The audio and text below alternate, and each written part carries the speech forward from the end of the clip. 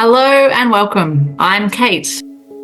And I'm Emily, and this is Beyond the Neurotype, A podcast that explores what it's like to be human affirming, regardless of labels, considerate of every person's individual needs, and allowing us to, ideally, understand what is behind every individual's actions, choices, and needs. We do this with curiosity and love as we explore these individual and unique experiences that are rich with challenges, growth, and grace. I'm Kate, a mental health social worker and synergetic play therapist. I'm the co-founder of the Village Therapy Hub. I'm a mum to 2 adolescents, and I love understanding and exploring what is happening beneath the surface for children and adults, and what behaviours are communicating to us. But let me keep it real. Much like yours, my life is a roller coaster. So I also understand the complexities of being a carer, the challenges of the day-to-day, and I won't pretend it's all enjoyable. I'm Emily, a neurodivergent mum to a beautiful autistic girl and wife to a wonderful autistic man. I'm passionate about celebrating neurodiversity and creating a community where people are seen, held, and loved for who they truly are. It is my hope that as you listen to the stories of our beautiful guests, you feel inspired, validated, and supported in your journey. This podcast is recorded on the land of the Dja Dja Wurrung people. We offer our heartfelt gratitude to the traditional custodians and elders, past, present, and emerging, for continued opportunities to learn, reflect, and grow.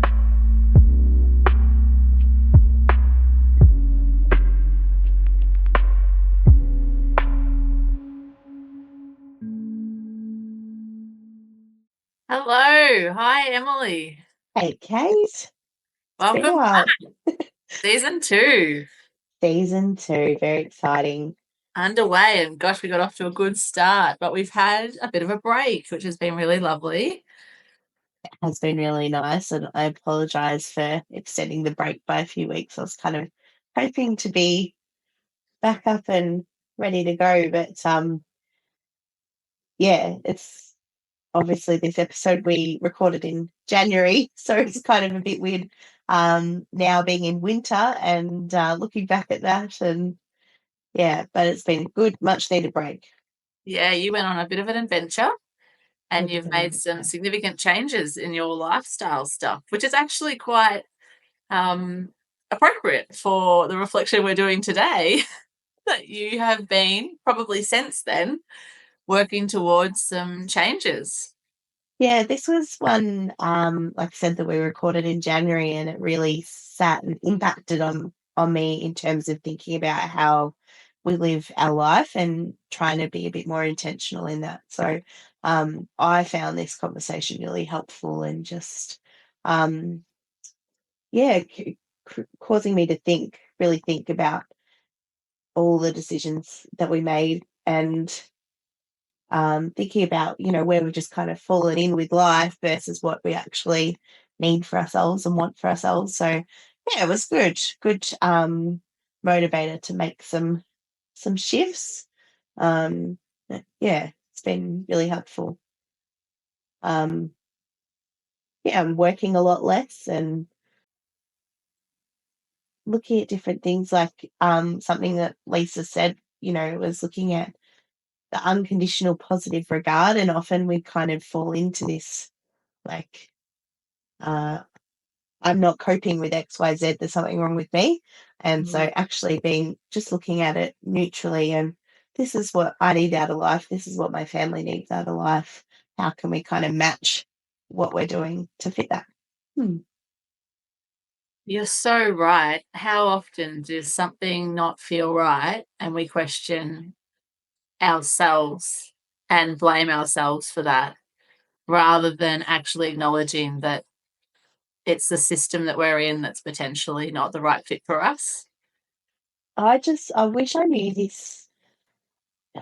Yeah, I look at how different my life could have been if I'd just known this and, given myself, and that's life, isn't it? But yeah, just that being able to acknowledge that we're all different and this is just a difference and there's nothing wrong with you. It's just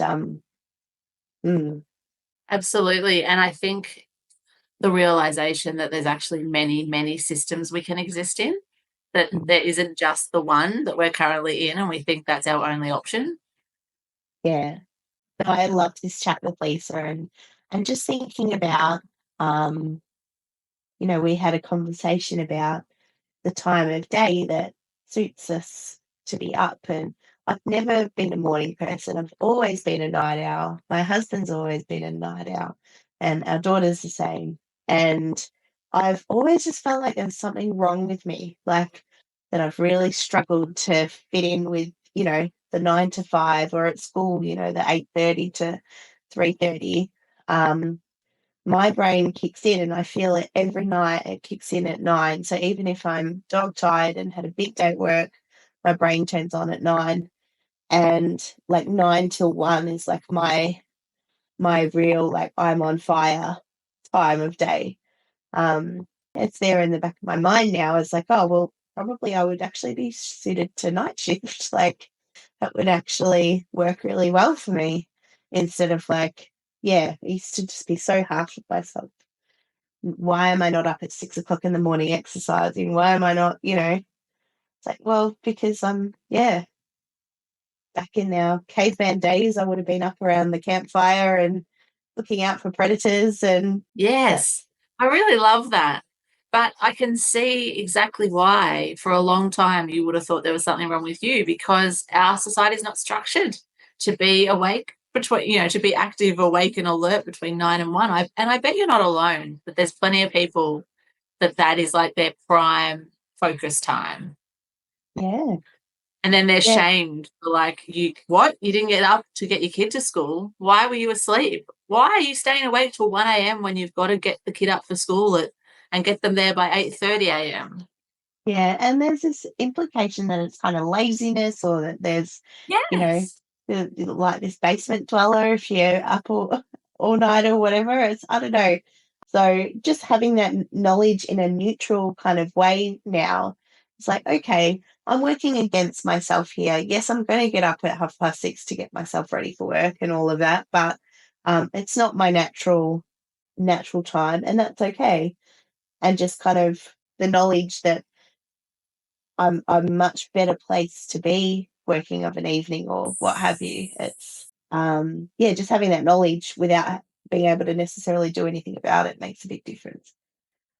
And it might be that it starts, and we talk about this in Lisa's conversation, in little ways, like if you have a day off, then you might set up that day to start later so that you've been able to have that really focused nighttime the night before. On weekends, they might look however they actually suit you. When you're on holidays, and I'll say this is one of the things I hugely admired watching your holiday, was that I could see you were leaning into your natural rhythm, and you did a really great continuous information sharing for your holiday, which was actually really lovely. It felt like being a part of your holiday. And what I noticed immediately in that was that you were following that rhythm. There was lots of really late night activity and then slow mornings with a really gradual step into the world, and lots of, it felt like, rest in the way you needed it. Yeah. Yeah, it was really nice. And if you're just given the opportunity, with no pressures, you do kind of fall into your natural rhythm.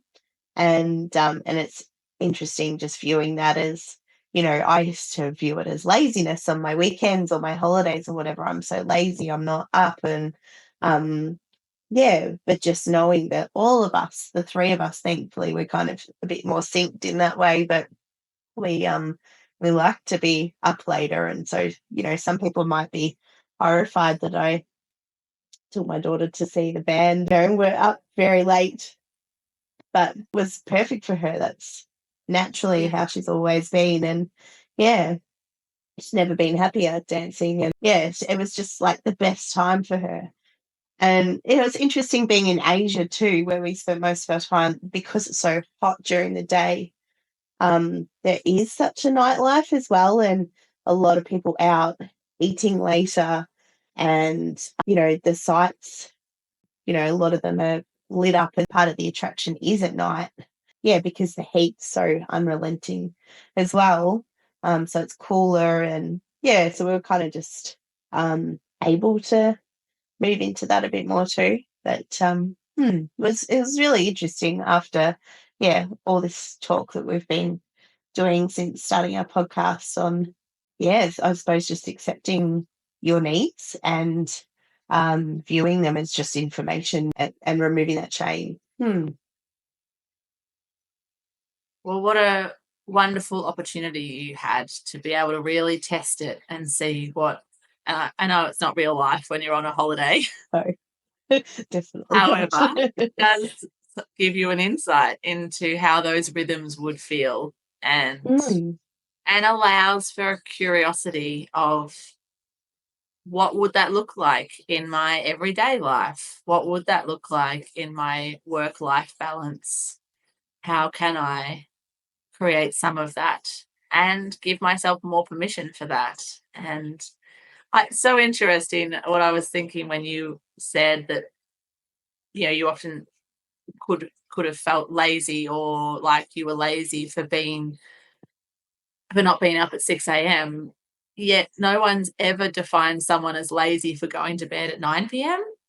Like, you're active and alert and perhaps working at your best when I'm asleep. And no one would define me lazy for being asleep at that time. But then because you've been so working and active and productive until late at night, and then you sleep in the morning, and I might get up earlier, then you're the one defined as lazy. Yeah. And that's so interesting. Like, we both slept for the same amount of hours. We just did them at different ends of the day. And how does that translate to any definition of a capacity?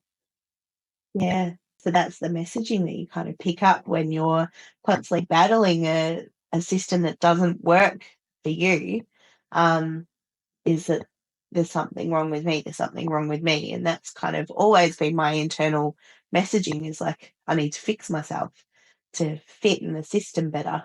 And I just love this chat with Lisa. It's really stuck with me about how, looking at the school system and kids that just don't fit that routine or that structure that the system has, like school or like a 9 to 5 work. And then we label the people that don't fit that structure as having a problem, and that needing to be fixed. And maybe the system just needs to be more adaptable to meet the needs of more people. Yes, it will be a significant day when a school becomes available that starts in the afternoon or even late morning. And it often gets talked about. Like, you see, even I remember when I was in high school, there was, you know, different schools every now and then might trial like an 11 a.m. start. Or I remember reading that at the time when I was a kid, thinking, yes, like finally someone gets it. Like, I would love to start school at 11. That would be perfect. But it's interesting, like uni is so much more flexible. Being able to, certainly with some subjects, being able to choose which block of time your class was in. So often I could choose between a morning lecture or an afternoon lecture, or they're online and I can watch them at a time, that suits me. And leading up to exams, they'd be open in the library for 24 hours. So you could study all night. And so my kind of time that I'd study was after dinner, kind of get my daughter settled, and then go off to uni and, be at uni from, say, 9 or 10 until midnight, 1, 2, 3 o'clock in the morning was perfect. But we're so committed to this kind of structure for school. It's interesting. Yeah, which then makes it impossible to maintain because you've stayed up till 2, 3 a.m. doing uni work, and then you have to get your kid up in the morning to get them off to the thing they're supposed to be at early in the morning. and then no one appreciates why that's difficult. Yeah. Because you're supposed to just make yourself conform to what needs to happen for the things you're supposed to get to. Yeah. Yeah. It's like even having appointments in the afternoon or choosing times that work best for you for things so that you're not setting yourself up to be late or miss it or whatever might happen. And it can kind of start, can't it? Like as a friendliness to yourself, making appointments at times of the day that actually suit you and your brain so that you can be as present as possible. Yeah. I think too, looking at like the climate, like the initial premise of our chat with Lisa was about how she's moved her family from Victoria to Hervey Bay, and the impact that climate has on how you feel in your environment. And yeah, I found that really interesting. And that was in the back of my mind while we were traveling as well. Like, how am I feeling in this climate? I've always said I hated the heat, but like I've really realized I hate the heat. We are not heat people. And it was just coming back, first wave of air as we got off the plane in Melbourne, and it was just like, oh.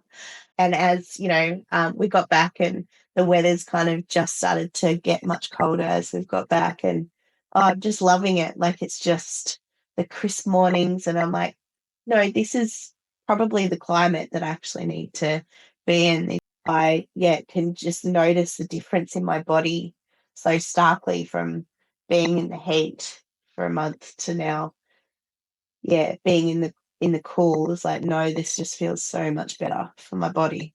And I think that's brilliant information, because I think, again, people make assumptions about the type of climate that's going to be best. Like, people would say, oh, if you're going to move somewhere and choose it for climate, you choose somewhere that's warm more of the time and, doesn't have these really bitterly cold mornings. And that's based on their own feelings, or I don't know, this kind of global whinging that we do about, oh, it was so cold this morning. Like, how often do you walk into a shop at the moment and everyone says, oh, it was so cold this morning? And so then it lays this idea that that's supposed to be bad. Like, oh, yeah, it's cold this morning. We're all complaining about the cold this morning. The cold must be bad. Okay. Yeah. And it lays this template. Yeah. Oh, and I'll still complain about the cold. But you feel better. But I feel better while I'm doing it. Yeah. No, it's really interesting. And after Lisa's chat, I was so tempted just to pack my family up and move to Queensland, as you know. That was thrown around. And so now I'm like, maybe actually that climate may not be best for us. Yeah. Yes. And I think that's kind of what we're talking about, because it's like the climate of, say, Queensland gets romanticized by those of us that live in Victoria, because we do get a definite 4 seasons here and they don't as much. And so we romanticize the predictability of the seasons, and some of us actually really need the seasonal changes for our body to move through. And need them quite strongly. And so, you did this real immediate, I'm moving to Queensland. Queensland sounds amazing. And perhaps where you need, if you were to move anywhere, it would be kind of deeper Victoria, where it's colder. Or Tasmania, yeah. Yeah, no, definitely. And like, I like a bit of sun. I don't want to maybe not move to like Antarctica or something, but although they get sun half the year, so I was going to say, isn't Antarctica like mostly it's maybe cold? not that much. But I know what you mean. You don't want to move somewhere where it's really cold all the time. You still want your seasons, but perhaps the warm more often than not isn't what you actually want. Yeah. And like, my kind of perfect max is like 25. That's like hot enough for me.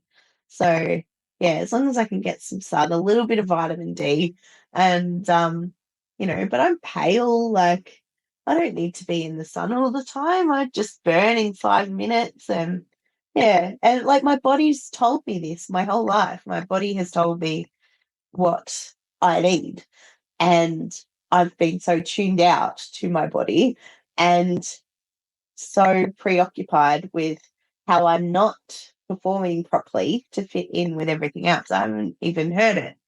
And yeah, Lisa's chat is just such a good opportunity to just start listening and yeah, take in Yeah. the information that's available to us because our bodies know and our children's bodies especially they haven't been conforming um and masking and trying to fit as long as we have.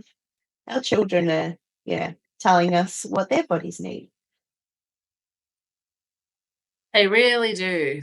And it's incredible stepping back and watching a child, particularly a young child, as they show us the environments they really love to be in, what really lights them up, what activities they're drawn to, what they don't like, their own rhythms of sleep.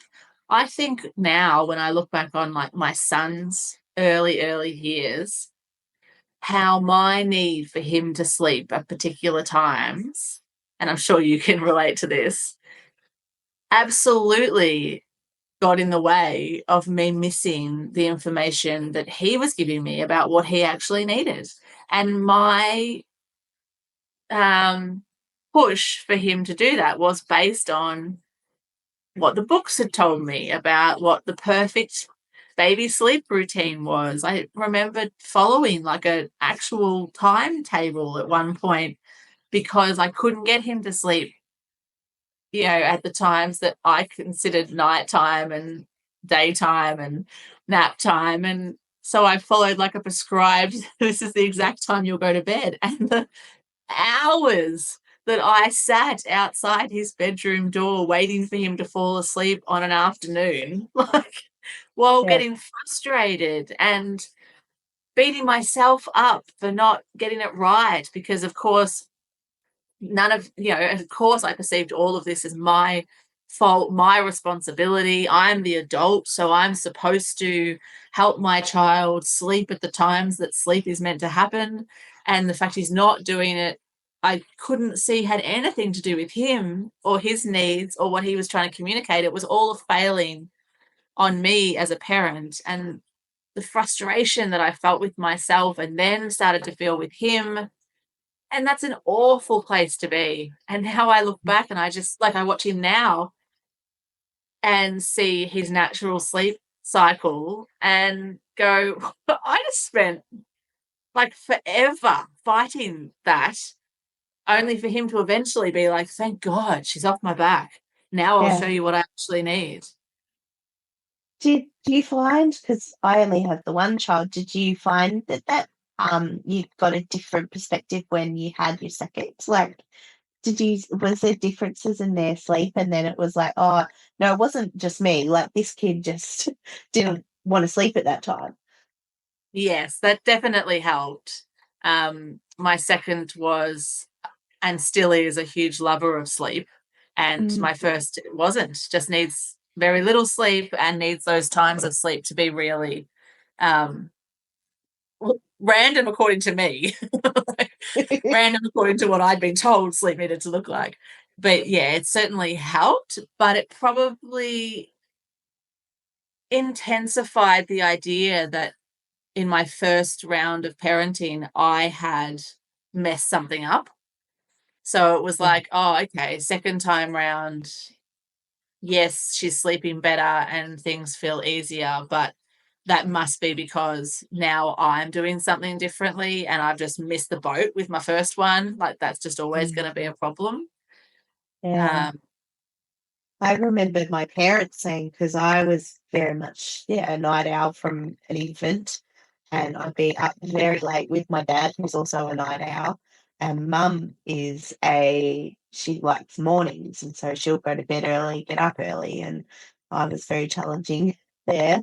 And but then they had my sister, and she didn't want to be held when she slept. She just wanted to go in her bassinet or a cot and sleep. And she loves sleep. And then it was kind of this like realization, I think, for my parents, like, oh no, they're actually just very different. Like that there are differences in, yeah, in preferences and from such a young age. And it's so obvious when you kind of, if you tune into listening to that rather than I'm doing something wrong or there's something wrong with my kid. And certainly, my daughter needs help to get to sleep. She doesn't produce enough of the chemicals in order to make her go to sleep, and so she needs some assistance with that.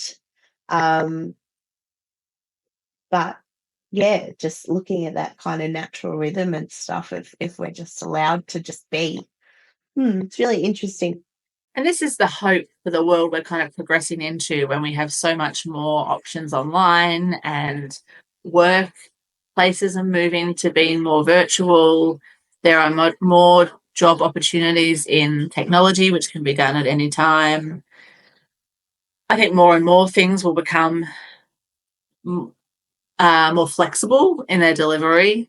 And so my hope is that these kids that we've attempted to conform as their parents and now are realizing that they know exactly how they want to run their system, that there will be options for them in terms of running their lives a little more congruently. Oh, and I think like this generation of kids that we're kind of having now, we're kind of having these realizations as we're having and raising these kids, but they would have been raised, by parents who've kind of made the realization and helped them with it. And I think that's probably why we're starting to see a lot of um, difficulty with school and things like that, because we're probably on the whole not making our kids conform as much as maybe what we were made to conform.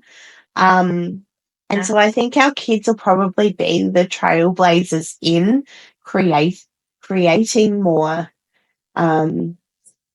flexible, really embracing technology and adapting to suit them and what they want out of life. I really see that with kind of the people that are younger coming through, and you look at digital nomads now, and that jobs that allow them to work from anywhere. And so if they want to be up north in the sunshine, they can. If they want to go to the snow, they can. Like I think they'll help forge a lot of the flexibility that is sorely needed. Yeah. And we're modeling as we start to learn and lean into this stuff that change is possible, that we can do things differently to how we were doing them. Yeah. There's hope for us yet. Hope. Exciting. Yeah, I found the chat just around epigenetics in general really interesting. It's not something I'd come across it briefly at uni, but hadn't gone too deep into it. Yeah, and I think it's a rabbit hole you could dive down if you're interested in diving down it, because it's definitely complex and has lots of different layers to it. And I, personally jumped into it, got a lot of information, and have kind of now let that information just sit and slowly absorb. So I probably felt, and I talked about this in the conversation with Lisa, that I was quite overwhelmed by some of the ideas and thoughts. So because of that happening, I really just gave myself some grace to let it percolate and just exist, but without any kind of pressure or expectation on myself. And even now, all these months on from having done that, I kind of slowly shift in and out of bits and pieces that I can notice more now feel more beneficial for me. But I certainly have not found a way to construct my existence in my ideal way. And sometimes that's because I get in my own way with my expectations and this idea that it's not even sometimes, I always get in my own way with this decision, this like design that I believe is how I'm supposed to conduct my life, which makes it really hard to say, for example, eat at the particular times that actually feel best for me. You know, I won't let myself leave in the morning without having eaten something, but actually my epigenetics show that my best time to eat is around 10 a.m., where I should have my first meal. And I know I feel a lot better on the weekends when I don't tend to go looking for food until around that time. And then I actually feel a lot better just in my body having eaten later. But on a work day, I wouldn't let myself walk out the door without having eaten first. So I like force food into myself because you have to have breakfast. That's how I was brought up. But it is allowing me to be more flexible, and this is probably quite true to my instinctive responses. It's always easier for me to do things or support other people with things before doing them for myself. So I'm finding it as a first step. And instead of giving myself a hard time about that and being like, come on, Kate, like you've got to look after yourself, oxygen mask on first, all that stuff, which I find really overwhelming, I've given myself the grace to just go, okay, let's lean into this with my children. So my daughter and I have a very similar epigenetic, oh my gosh, Kate, type. And so I used to be on her about breakfast in the morning, you know, like you have to get up, you have to eat before we do the thing. Now I'm really okay with listening to when she feels hungry. And I don't get as caught in, oh my gosh, it's 11 a.m. and she hasn't eaten yet, because she probably will around about that time or soon after. And she is much more attuned to what her instinctive needs are. And so it's been really nice to sit back and observe that and let her show me what she needs and when, and stop pushing against it for some rule that exists in my head. That's always been something for me too, is that 10 o'clock, just if I was to name a time that would be the ideal time for me to first eat would be then. But I also probably need to eat before my brain starts working. And when you start work at 8:30 or 9 o'clock, yeah. So I've just started either sometimes I'm naughty and we'll just get a toasty from the cafe at work. But trying to like naughty in the world of food, Em. It's not naughty, it's all energy. Naughty in terms of spending the money on something I could make at home. But I'll often either bring a coffee with me to work that I've made at home and make a toasty and wrap it up in some tin foil and take it to work to then eat while I'm kind of starting my day, and kind of just eat while I'm working.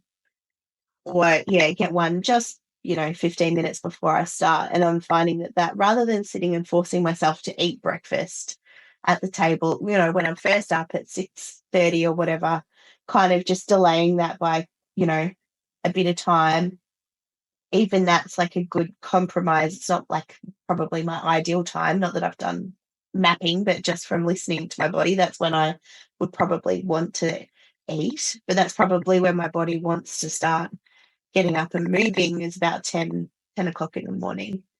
Yeah, so just bringing it forward a little bit without. Yeah, absolutely. And I think that we all do. I don't, yeah, the mapping is really interesting. And if that's something that you feel called to get the information, I think for me, it felt necessary because I am someone that gets very caught in the rules that have been constructed in for me. And so I find it really difficult to allow myself to step out of those rules. And so the information gives me a sense of permission. And that was why I needed the information. But now that I have the permission, that was kind of the main thing I needed to now be able to pay attention to my own instinctual timetable. Is that why, And like, you said that you found it really challenging when we were chatting with Lisa? Like, you found the information that you got was really kind of, yeah, just really challenging for you to process. Do you think that's why? Because all of a sudden you've got permission to do this stuff and you're coming against that? Or yeah, it broke all my rules.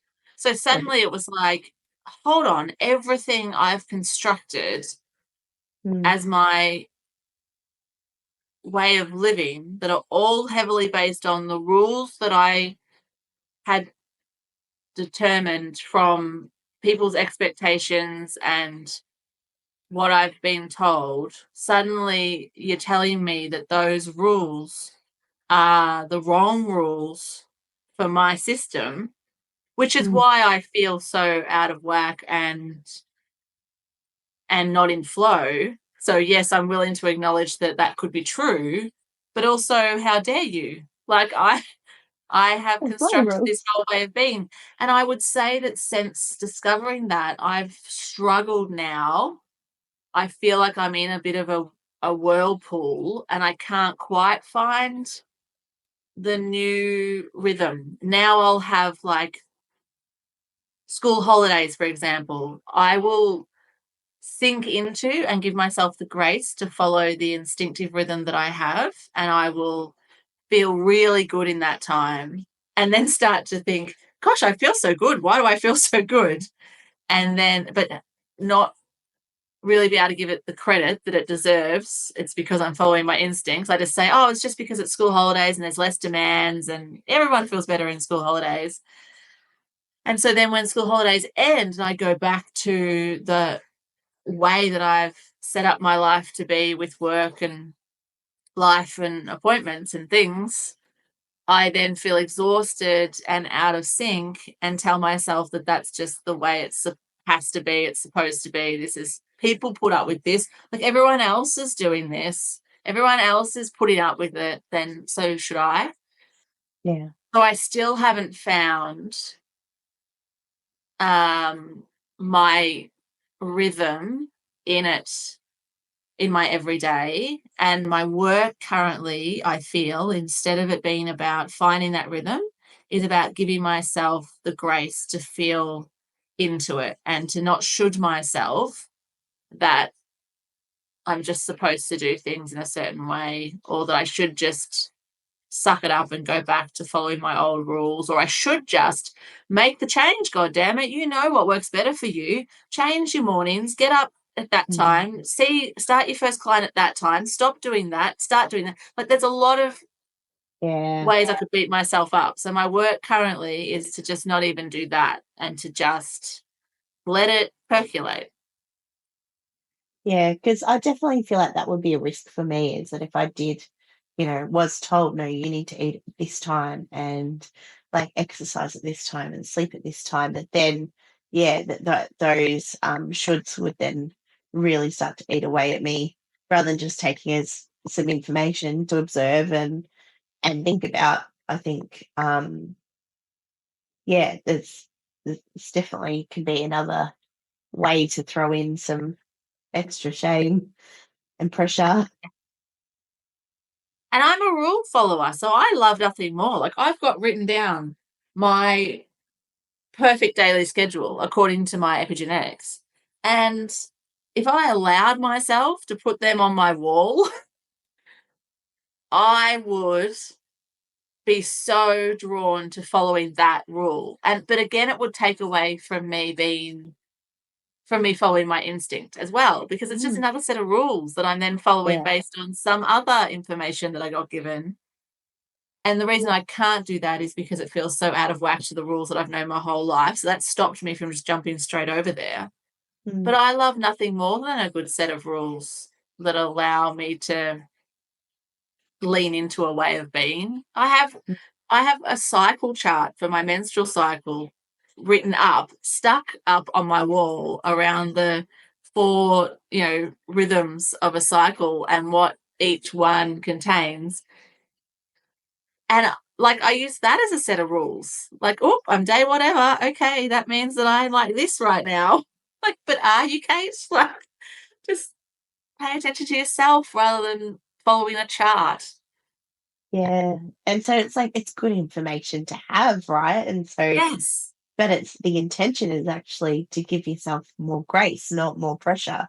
Yeah. And like, yeah, oh, And that's I'm my in work. my, I've just got to sit in the grace because right now I want to do the work. And yeah.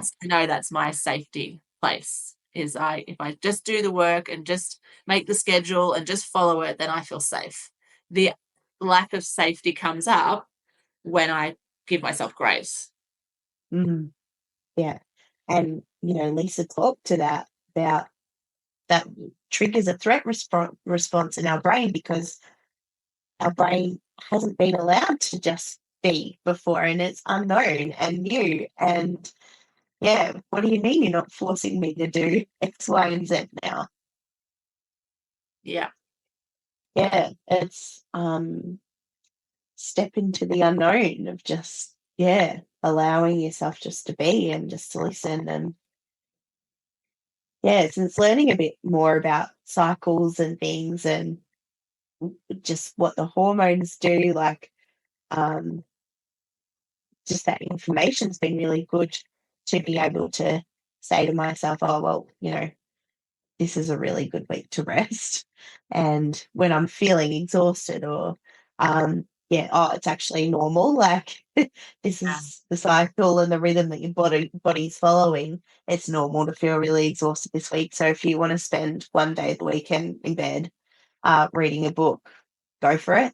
But yeah, in those other weeks where, this week's a really good week to get shit done and, you know, um, there can be that, yeah, pressure to be like, "Oh, no, need This to is my light a one fire. week. I'm supposed to get This is stuff my done. week. This is my power week to, yeah, why am I not exercising? Why am I not, doing this or doing that?" And yeah, just trying to remind ourselves this is information to give ourselves grace, not pressure. We don't need more pressure. We're under so much pressure.